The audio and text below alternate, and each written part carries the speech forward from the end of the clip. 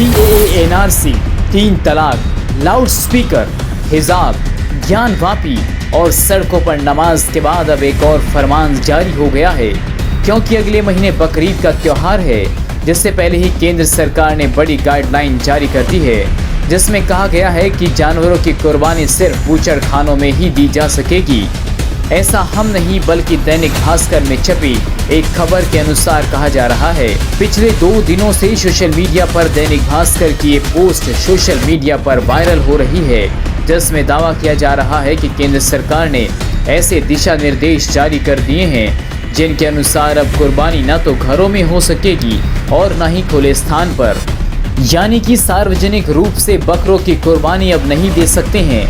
केंद्र सरकार ने कहा है कि पिछले काफी समय से देखने में आ रहा है कि पशुओं को वाहनों में ठूस कर भरा जाता है। यह उनके साथ एक क्रूरता है। ऐसे मामलों में संबंधित लोगों के खिलाफ सख्त कार्रवाई की जाए।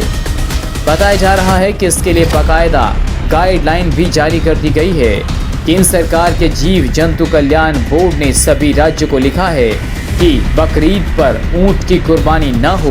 ऊंट देश के लिए भोजन के लिए प्रतिबंधित पशुओं की श्रेणी में आता है, लेकिन कई जगहों पर ऊंट की कुर्बानी दी जाती है।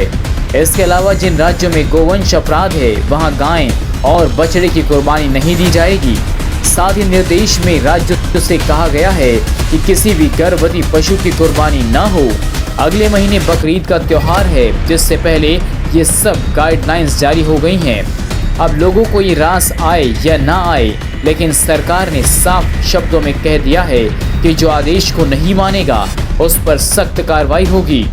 इसमें यह भी कहा गया है कि सरकार ये सुनिश्चित करे कि कुर्बानी सिर्फ अधिकृत बूचड़खाने के अलावा कहीं नहीं होनी चाहिए, जिसके लिए केंद्र सरकार द्वारा सभी राज्यों को सख्त दिशा निर्देश जारी किए गए हैं कि बकरीद पर सार्वजनिक रूप से पशुओं की कुर्बानी न हो। अब ऐसे में देखना होगा कि इसको लेकर आने वाले समय में क्या क्या बयानबाजियां होती हैं। अब जाहिर है जिस तरीके से केंद्र सरकार ने मुस्लिम समाज के लिए कुछ बड़े फैसले किए थे और उनका किस कदर विरोध हुआ था, यह भी पूरे देश ने देखा था। अब इस बात से इनकार नहीं किया जा सकता कि आने वाले समय में हो सकता है कि इस फैसले के विरोध में भी राजनीति चमकाने वाले और मुसलमानों के रहनुमा बनने वाले सरकारों पर तीखे कटाक्ष करेंगे और ये आरोप लगाएंगे कि देश के अंदर मुसलमानों को दबाया जा रहा है। लेकिन सवाल ये है कि कानून और संविधान की दुहाई देने वाले लोग आखिर सरकार पर हमलावर क्यों रहते हैं?